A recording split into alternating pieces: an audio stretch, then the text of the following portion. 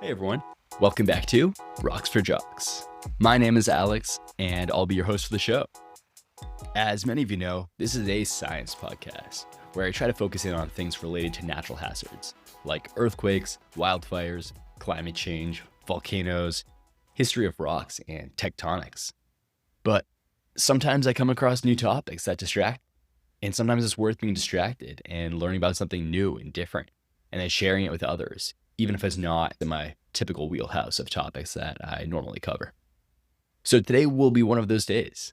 This person's research projects sit at the intersection of science and podcasting, so I thought it was not only really interesting to read and learn more about them for what I'm doing here on my own channel, but also really important to amplify their work for others to hear. So today I'm talking to Sydney DeMets, a fourth-year PhD candidate at the University of Washington. I've never met Sydney in real life, but I found her paper on social media a few months ago, basically about the statistics and science of podcast networks, how guests spread between different channels, things like that. One thing which originally caught my eye was this really cool comparison Sydney makes that guests can spread across social networks in a similar way to how viruses spread between people. Overall, I think it's just a really cool example of applying science and statistics to a problem in our real world, especially a topic which can definitely use some more understanding, like podcasting. If you like this episode, please follow Rocks for Jocks wherever you're listening and rate it 5 stars, and then send it to a friend. I guarantee you that if you like the show, your friends are going to love it as well. Rocks for Jocks is also on all your social media platforms. It's on your Instagram, your TikTok, your YouTube, your Facebook, your Threads, your Blue Sky. Yeah, just go search Rocks for Jocks anywhere and follow along. All right, now let's jump into this interview with Sydney DeMets at the University of Washington. Cool. So first of all, thanks so much for joining me today. Really appreciate your time. Your paper was great. I just wanted to throw the compliment out first. Thank you. Yeah, it took a long time to write, so I'm happy that it seems to be like getting pretty well received. Yeah. Yeah, so maybe that's a good place to start then. Tell me a little bit about yourself and what it's been like working on this paper and how you've gone about starting that idea from start to finish. I know it's probably been a journey, so let's hear all about it. Yeah, so my name is Sydney. I am a fourth-year PhD candidate at the University of Washington. I study information science. Today, we're kind of talking about my paper, Podcasts in the Periphery, Tracing Guest Trajectories Through a Podcasting Network. I got into this type of research because I was really curious about trying to understand how, ideas and information, specifically information that can mislead people, like rumors. I was really interested in trying to understand how these things spread through the internet and how you can persuade people of new ideas. How do your opinions form? And so I started doing this type of research during the pandemic, and a lot of research in this space was really Twitter centric. And there are lots of reasons why my field used to love Twitter, especially for their free API. It allowed us to do amazing things in tracing how information flows through social networks in a way that social network researchers had never ever been able to do before. But I was living in the world during the pandemic. I had family members who were getting persuaded of ideas that I did not agree with and information that I thought was really leading them astray. And they were not being persuaded by what they saw on Twitter. They were being persuaded by what they were listening to on podcasts. And kind of what ultimately ends up persuading people is a huge question. It's the reason why I have my job is that question. I definitely just started research into podcasts because I was there's something wrong about Twitter. It doesn't get everything. Our field should be looking in kind of a more holistic way rather than just at this one site trying to learn so many fundamental things about the ways that humans learn and form ideas and gather information. That happens outside of Twitter too. I do want to give credit where credit's due. Other researchers were doing this kind of really important work, but a lot of it still was happening on Twitter. So that's sort of where the idea got kicked off. That's so interesting. What's your background? How did you even start to think about the podcast in particular as the dominant form of communication in the last couple of years? Maybe not dominant, but one of the Yeah. prominent forms of communication. My background. So I guess it's important for me to say that I started out as a kind of like environmental like scientist, kind of an undergrad. I did a lot of aquatic ecology research. I was a double major in school. I majored in biology and government. I always have to keep this in mind for myself. My biology background, I have a real tendency to think of things as disease diffusion processes. And I like thinking, even though ideas are a lot different than viruses, it definitely informs a lot of my research. I've always listened to podcasts. They've been a like fun part of my life. Then someone in my life began during the pandemic and a little bit before began listening to the Joe Rogan Experience. And I watched this person who always had kind of like questionable ideas about women and misogyny. Just I felt like I saw a lot more rapid of a descent into kind of some of those ideas. It became really difficult for me to talk to this person. And so going into grad school, I thought I was going to do kind of like research on Twitter just because it was where kind of all of the research at the time in the lab that I was interested in joining was happening at. But very quickly, I began to think to myself, this doesn't feel like it's answering the question that I want to answer. I've always been very interested in kind of like multimedia, multimodal data. Like I said earlier, every kind of information scientist will acknowledge that humans all turn to different media for different things. There's this concept called uses and gratifications theory. If I want to like have entertainment while I'm driving to work, I'm going to probably turn on a podcast or maybe do that with like chores, so temptation bundling. Or if I want to kind of like get the news really quickly, I might just like open up the New York Times on my phone. So these like media are all serving these kind of like different purposes. And so I figured out a way kind of to get my foot in the door and trying to study interactions between people and like influencers Sorry. with this paper specifically and like podcast specifically. So I realized I could study networks of influencers on podcasts initially using the Spotify API. You're able to kind of like go through the Spotify API and like find a show that of interest, and then you can leverage large language models. They can do something called named entity recognition really well, so you can crawl through every single episode that a podcast show has ever had and identify all of the guests. Then you can feed back all of those guest names into the Spotify API and kind of like research for them and begin this snowball sampling.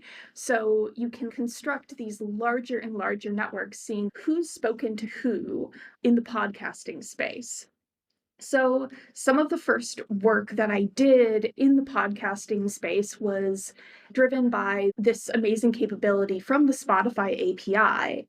And I decided to focus on looking at specific influencers and trying to see how they interact with each other rather than focusing on their ideas.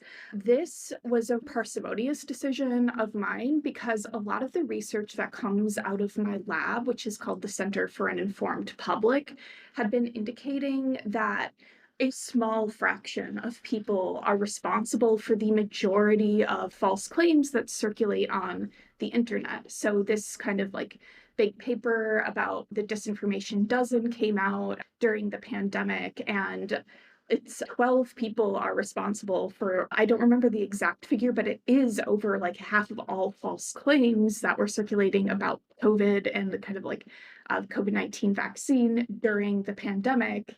And so I was like, maybe rather than just looking at their ideas to begin with, we can just study kind of how people interact with one another. So we eventually turned to using a data set on political podcasters curated by the Brookings Institute. Valerie Verschafter, she is an amazing scientist there.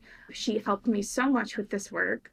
But we decided to start constructing these networks of guests on the Apple Podcast data set instead because they were labeled for political leaning and they had some transcript data along with them.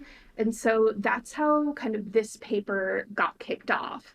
The paper, I was just looking to describe how these people interact with each other and the extent of polarization within this space, and just lay out the space for the first time because these podcast graphs are not particularly common. That's so cool. How do you feel that went to you? Do you think you got a pretty complete picture of everything you were looking for? Yeah, that's a great question. So one of the difficulties of sampling the podcasting space, and I think that one of the things that makes the podcasting space really unique and cool, is it's not consolidated on one platform. At the time, and I mentioned this in the paper, the Joe Rogan Experience, which is, for listeners, it has been the most popular podcast for a very long time.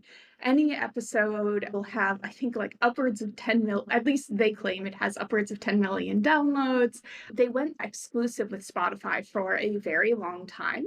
And we were not able to really capture kind of other genres outside of the political podcasting space, even though discussions about politics really do happen on comedy podcasts, like on science podcasts. Definitely moving forward in the future, we are looking at expanding our sampling data set outside of this very specific sliver of the podcasting network and trying to get a better picture of how ideas and influencers are interacting in this space. Yeah. And like for context for listeners, this was a question that the reviewers did bring up. They were curious about the representativeness of the space Mm. because we submitted this paper kind of shortly after. If people remember, like there was a whole kerfuffle around Kamala Harris not going on Joe Rogan, but instead she went on the podcast Call Her Daddy. And so the reviewers were very aware and like very curious about kind of, okay, like in the future, have you thought about scoping beyond political podcasts just Mm. because we're seeing so much political activity happening outside of this news politics genre? So it is something that academics are very tuned into as Mm. well. Cool. Okay, so then I guess kind of asking your opinion on something. How do you feel about politics and comedy podcasts meshing more and more together recently in the last couple of years? Oh, this specific sliver is not my domain, but I can say there is a great book talking about kind of right wing and comedy, more generally called That's Not Funny. And so that book does have a section on kind of like libertarian podcasts and how they pull kind of a target audience in with their kind of like non-PC humor. I also have this piece in Tech Policy Press where I talk about parasocial relations a little bit more and kind of like comedy in the politics space on podcasts. And I don't think that like the meshing of comedy and politics is like it's always been around. It's like a great thing to do. I think that part of what makes podcasts such a compelling and persuasive platform, I at least think and speculate in kind of the Tech Policy Press piece, is this idea of a parasocial relationship, which is where a listener feels like they are friends with a podcast host. And comedy is kind of one way that you can spark, like consciously or unconsciously, this feeling of connection between your audience and the show or the host. And so I think that comedy can be a really powerful tool to leverage like political and opinion change. At least based on the data I look at, there are a kind of like larger number of more transgressive, more libertarian podcasters. And I think that this space kind of took a lot about what made podcasts, like kind of like back like 2008 through 2015, really fun and cool. Like it was like not professional, laid back interviews. It was like cooler radio, more fun radio. They took all of that like non professional, like transgression, and the non-professional transgression that made podcasts so strongly affiliated with very liberal like shows like Radio Lab or things that conjured the image of the podcast hipster into your head. And they took that and brought in a different demographic that is very different to the one that, at least I think, a lot of people who think of early podcasts, when they think of podcasts, it's a surprising shift to move from this professional class of people like drinking lattes to people who are like maybe like have different views about the role of government in funding science or those sorts of kind of things. So they definitely see this shift to the right. And I think comedy is like played a huge role in that. No, absolutely. And just from my perspective of being not only a creator in the last year and a half, but also just a long time podcast listener, it feels to me like I've seen some shows change pretty drastically over time. The most prominent being Joe Rogan Experience. There's definitely always been an aspect of him having on fringe conspiracy guys like UFO type experts 10 years ago. But the bulk of his episodes from 10 years ago looks very different, in my opinion, from the bulk of his episodes today. And I'm sure he's not the only one that's changed over time. Just kind of curious if you've ever looked at anything like that in the data, if that's something you and your coworkers ever talk about. Yeah, just curious to get your thoughts. So I've not ever studied podcasts on that large of a time scale, and part of this has to do with data availability. So you have a podcast. I don't know how if you distribute to platforms outside of Spotify, but a lot of places like set up an RSS feed, and then some RSS feeds that podcasts run will limit you to like 100 episodes at a time. So you can only keep your 100 previous episodes up for, so it's like T minus Mm. 100. And then others like JRE do encompass the entire library. So you do have situations or like instances where you have like years since like 2007 worth of data. So from kind of a computational science, like the temporal like aspect of your data is a can be difficult to work with. So I've never studied anything like that in a like very quantitative sense, but I will say kind of this mirrors the larger trajectory of America and like America in general. We've been seeing a much stronger shift to the right, especially among young men. And so thinking about shows like maybe Theo Vaughn or JRE, these are shows that are seemingly trying to cater to a young male audience. And it's kind of like a chicken or the egg problem. It's a feedback loop. Like they can help tip their viewers a little bit more to the right. Their viewers might become a little bit more right leaning. And so it begins this loop. And so I think that what we're seeing is part of just like a broader shift of conversations and like thought among young people towards the right with time. Yeah, and it's, kind of also something that was pointed out in the That's Not Funny book that I think is particularly like poignant is JRE initially in the 2016 election in the primary, he initially supported Bernie Sanders, endorsed Bernie Sanders as his favored candidate for president. And then, kind of after the Democratic primary happened and Bernie Sanders lost to Hillary Clinton, JRE then brought his endorsement to Trump. And so I think the argument that the authors of this book made was that someone like Joe Rogan isn't necessarily concerned about the opinions that he's feeding to his listeners. He's concerned about building his brand and catering to his listeners. There's not exactly a lot of coherence between making a switch from a platform like Bernie Sanders to Trump's, as opposed to endorsing Hillary as your preferred candidate. But there is a kind of focus on saying I don't want to lose listeners, and the majority of my listeners are men and young men, and who are they more likely to support? And so there's kind of a little bit of like always remember that there are really high stakes for some of these people, and like they're concerned about catering to their audience often and not necessarily as concerned as the impact that their voices and endorsements make. Cool. Yeah, thanks so much. Sorry, I know I've just been pestering you with opinion questions here, but it's been super interesting for me so far. We can transition back to your paper a little bit. Yeah, I guess you want to maybe tell me a little bit about what your paper's about, maybe kind of what you all started out with as your hypothesis, and maybe what you learned along the way. Yeah. So the goal of the paper was really just to map this space initially and then try to identify the pathways that guests take through the podcasting network.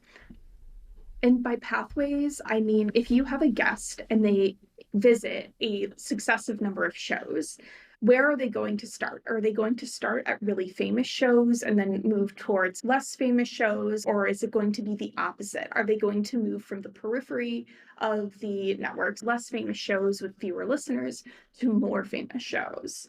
And so that was the core kind of like question of this work. Figure out kind of, okay, like where can we see these voices first?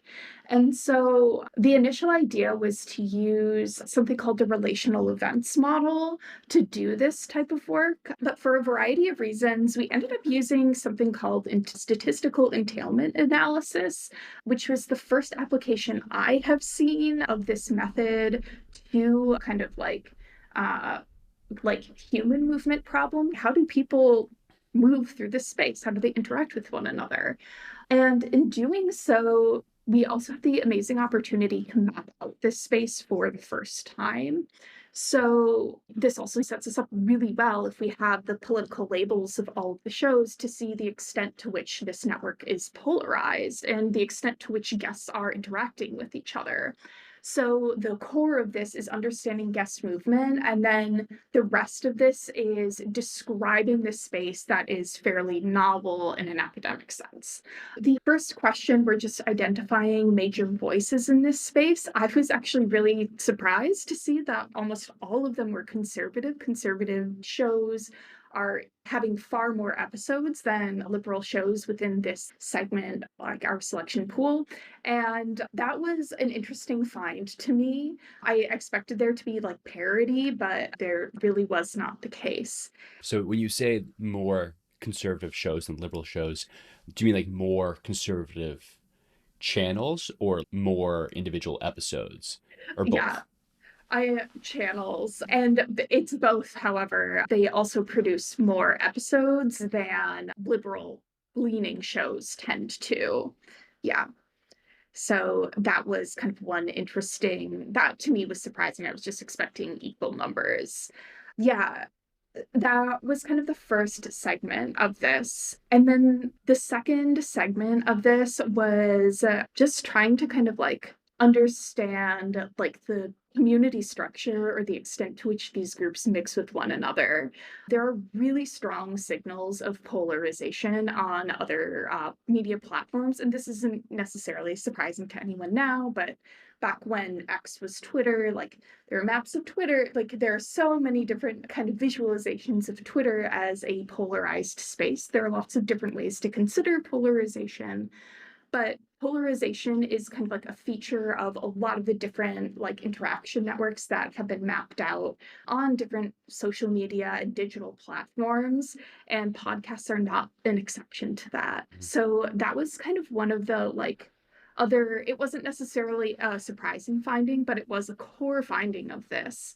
And the other kind of interesting thing I found about this, I was expecting moderate shows to kind of play an important role in like binding these communities together. We did not necessarily find that, but that was kind of surprising to me was, oh, like these shows that do want or do kind of like aim to create politically cross-cutting conversations aren't necessarily doing that.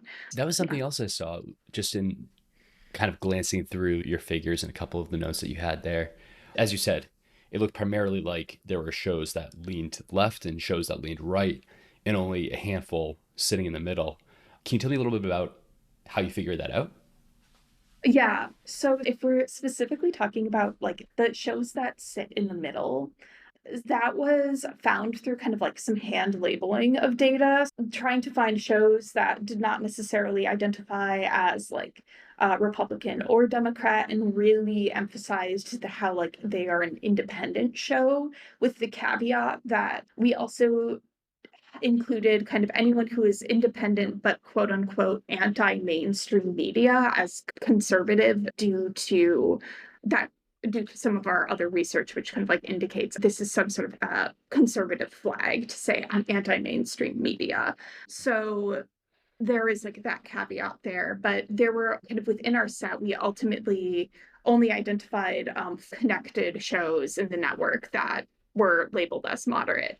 Most people do tend to be really striving to connect either largely to a left-leaning audience or a right-leaning audience, or they just hold those affiliations. Those people in the middle, what they're doing, they like do definitely, they are talking to people of different political leanings, but they're not really playing a role in like fusing these two components of the network together. Then we kind of got to the core of this research, where we wanted to identify the extent to which people move from the outer edges of the network to the inner, or vice versa. And we found that like people did move from kind of the like out to in rather than into out, at least within this specific sliver of the podcasting space. I can't necessarily speak to how they move in other, like more holistically, but our finding was really cool because it sort of loosely mirrors other findings in the kind of like network space, where kind of like newer, less familiar ideas are more likely to percolate through a social network from the fringes and then become more mainstream as a function of time. Whereas more familiar ideas are more capable of starting in the center of a network and then diffusing outward from more prominent actors to less prominent actors as a function of time. So there's like kind of a like interesting parallel there, but it's not an exact one-to-one mapping because people are inherently different from ideas. And so that was a very interesting finding. And it also makes intuitive sense because if you show up on a podcast and then you get invited to successively more podcasts, your fame is going to increase, and the odds that you are going to get heard of by someone who is a more famous podcaster increase as well. So that finding to me was super cool, and there was the gut check of it makes sense. And so that was a really fun thing for us to find. And then the kind of like last component of this work, we ran something called a brokerage analysis. This is the idea that kind of, okay, what is the extent to which someone who sits on an open two path? So if you have like one dot that represents a person, and then two other dots that represent two other people, there's going to be kind of like a broker or a gatekeeper in the middle. And so you can extend this idea to a larger social network and say, okay, to what extent does this person who sits in the middle facilitate the movement of a guest? So if the broker sits in position B, to what extent are they facilitating the movement of a guest from show A? Then the guest appears on show B, and then the guest appears on show C. And are show A and show C of different political leanings. And so moderate shows, particularly with Barry Weiss, this show played a really big role in facilitating the cross-cutting kind of political movement of guests. She sat at the center, the show sat at the center of these open two paths very, very frequently. Part of this is a side effect of the fact that there are fewer moderate shows, but It added a bit of nuance to our earlier finding that moderate shows did not necessarily play a huge role in linking these together, but they did occupy these brokerage positions very frequently, thus indicating that they are playing some role in linking this otherwise splitting system together. The extent to which these shows are driving or reducing polarization is questionable because we don't know what happens. We don't, like, based on this study, we do not know what happens on these podcasts. They could be really argumentative. They could also, like, by contrary, they could like be like shows where people find common ground. And so we don't really have the data right now to say, oh, these like shows are like helping or harming polarization, but they still do play the like really important role of making sure that there is like no complete division of this system. Cool. I'm going to try to restate your findings here. The first finding you had was that new guests will join smaller, maybe more fringe shows at the beginning and then slowly move to bigger and bigger, more mainstream shows as time goes on. And then the second finding is that guests generally travel within the sphere of podcasts that are on maybe quote like their side. So like conservative guests will travel conservative circles, same with liberal guests.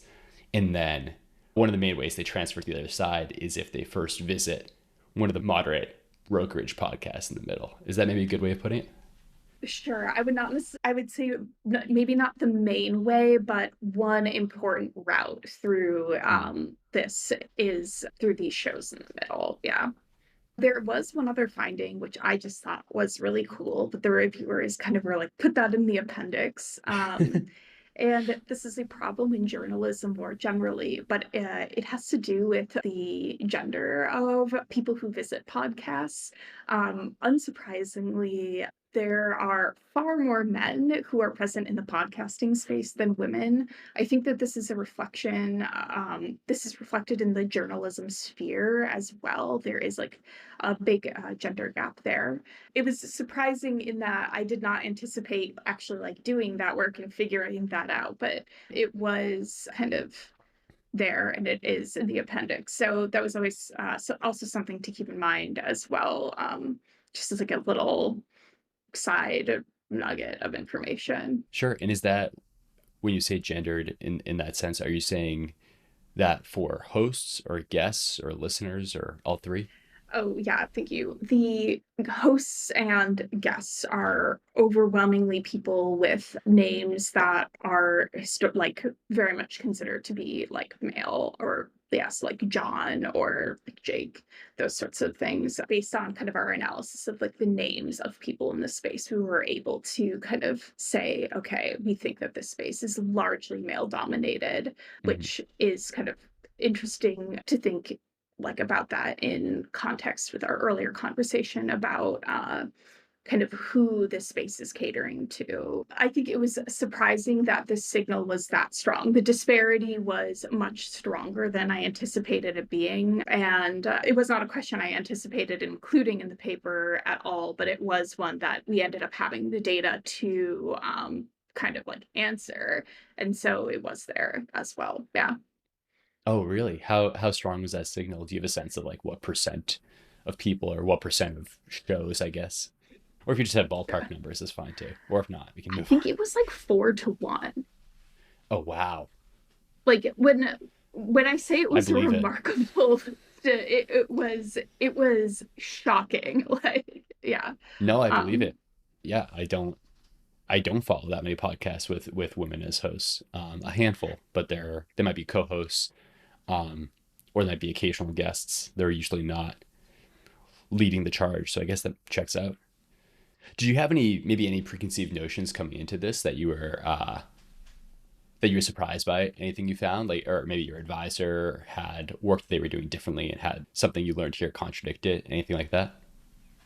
I was surprised by our core finding that people move kind of like uh outwards to in, because I anticipated it going the other way. I was thinking fully that this is going to sound a little bit like cynical or dark. I was fully anticipating that people would come in like at the top of their career and be like they were, thriving as a journalist, or they'd just written a book and they were going to kind of like get interviewed on some really famous shows. And then other kind of like less famous shows would seek to mimic them.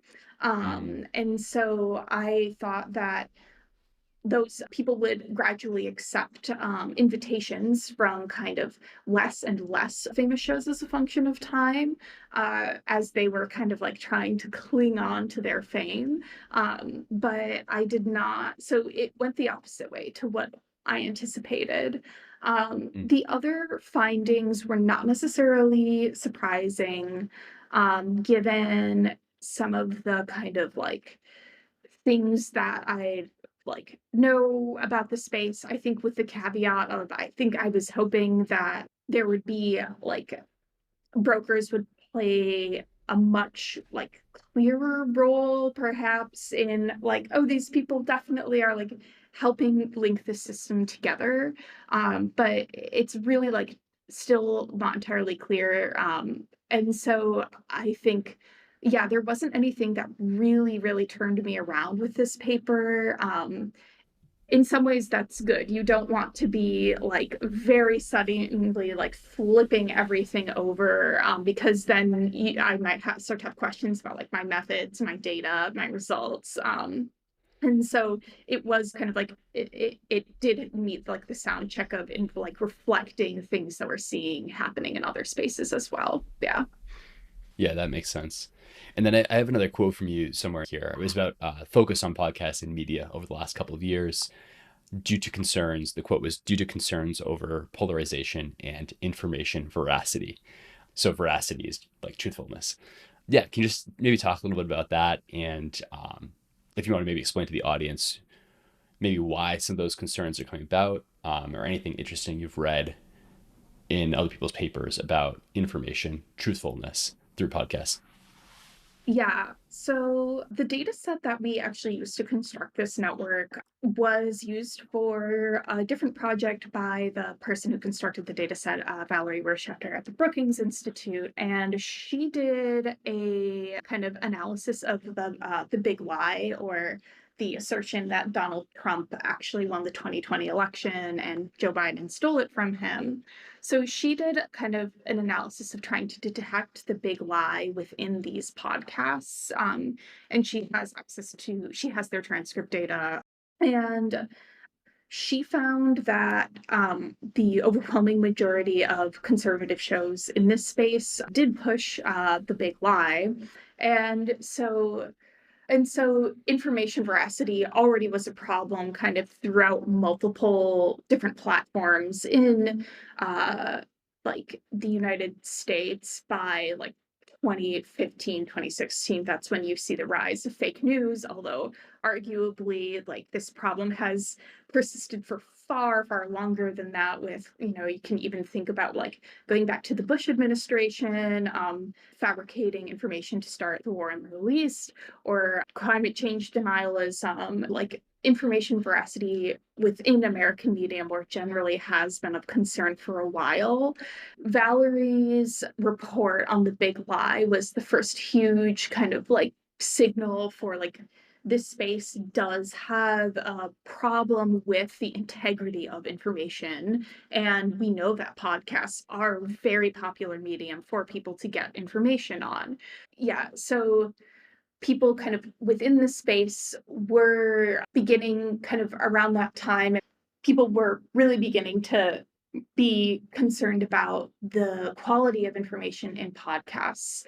And this isn't to say that all podcasts have bad information, or, all political podcasts even have bad information. Like there are great political podcasts, and like not necessarily this is not like me trying to say, oh, everything you like need to say has to be fact checked and has to be 100 like percent true.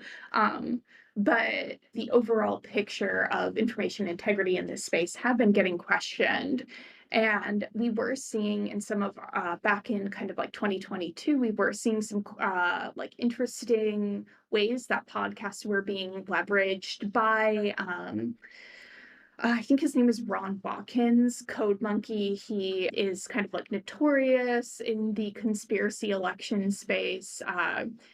And he was using podcasts as like evidence, so like pointing to podcasts saying like, look, this one guy said this thing on this podcast, and that's the reason why the big, like, this is evidence to support like that the big lie was stolen. So kind of we were seeing podcasts being used by people in that space to support the idea that the 2020 election was stolen.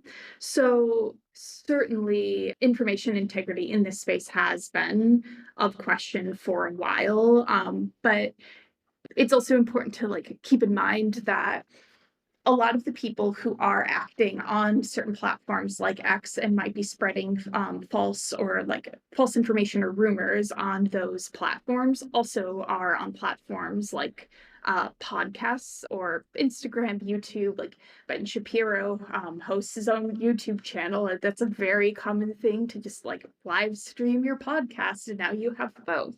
Yeah, so concerns about information integrity in the podcasting space have been around for a while. The kind of release of large language models also has kind of done a lot in this space for being able to process that amount of information, because it's far easier to process 1 million tweets or like 10 million tweets, just because the amount of data is far more manageable than, let's say, like 10 million hours of like podcast transcripts. And so um the ability for us to kind of like advances in like natural language processing have also like helped us begin to tackle some of these like more text heavy problems as well. And so these questions are starting to get addressed a bit later than is ideal perhaps, but yeah, Mhm. that's something else to consider. Yeah. Yeah. No, that all makes a lot of sense to me. Do you think there kind of is a next step for when it comes to any kind of fact checking on podcasts? Do you see any kind of moderation or any kind of third party fact checkers coming in, or any kind of like a strike limit? If I don't know, if platforms have like a certain number of times they let you just spew nonsense before putting the hammer down, kind of thing. What do you think? What do you think comes after the lack of information veracity, I guess? So I spoke about this. I've written about this before. So unfortunately, I do not know how Spotify goes about implementing their user and community guidelines, and then also Apple as well. But I do not feel particularly hopeful about kind of how moderation is going to work in the future on these platforms. For instance, Spotify has a strict kind of quote unquote ban or rule against potentially harmful medical information. And anti vax discourse would fall, according to most doctors, under that purview. It is harmful and it can result in death if as we're seeing with like the measles outbreak or like COVID-19, like vaccine hesitancy. And so Spotify still platforms some very vocal anti-vaccine advocates, and they also gave during the worst of the pandemic $100 million to Joe Rogan in an exclusivity deal, and they recently signed with him again and gave him $200 million.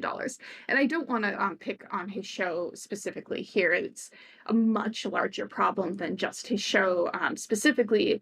But I think it is like illustrative of the fact that like I don't see these platforms taking a particularly aggressive stance against anything that supports their finances. There are far more extreme examples. It's You could make the argument, well, like he's a huge cash cow. Of course, they're not necessarily going to moderate him.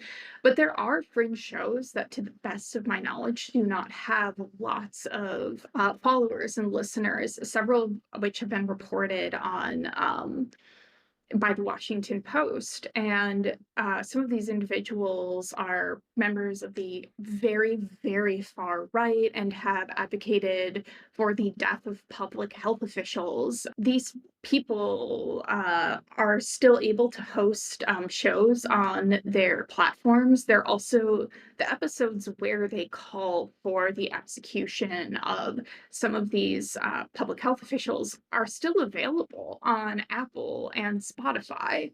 And this is despite the fact that these have ended up in like lawsuits against the person hosting the show. And so there's this Section 230 is a law that basically states that any kind of internet service provider cannot be held liable for the content that gets put on their platform. So if, I write something really hateful and violent on X or Facebook, X and Facebook ultimately can't get in trouble for those things. The same kind of rule applies to Spotify, Apple, anywhere that's hosting a podcast. And so Section 230 really protects these platforms from kind of, it doesn't allow people to seek meaningful recourse.